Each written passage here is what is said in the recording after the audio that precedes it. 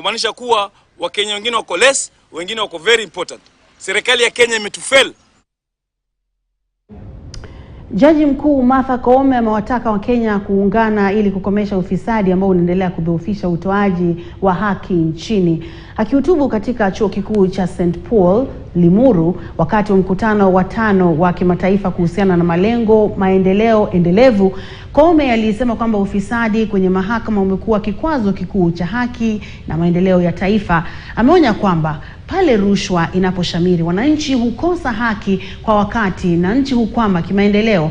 Akasisitiza kwamba mshikamano wa kitaifa na uwajibikaji wa pamoja ndio suluhu la kudumu kwa changamoto hiyo. Kauli yake iliungwa mkono na viongozi wengine ambao walihudhuria mkutano huo ambao ulileta pamoja wajumbe kutoka mataifa 17, huku viongozi wa chuo hicho wakisisitiza kwamba elimu kuwa nyenzo muhimu ya kupiga vita ufisadi, kusukuma maendeleo mbele.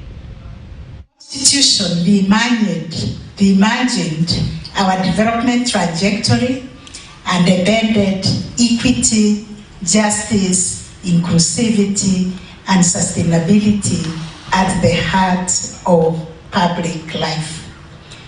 This sustainability calls upon all of us in public duty, but wherever we are in any station of our lives, to ask ourselves always whether what we are doing is sustainable. Sustainable development cannot be achieved without justice, equity, and strong governance.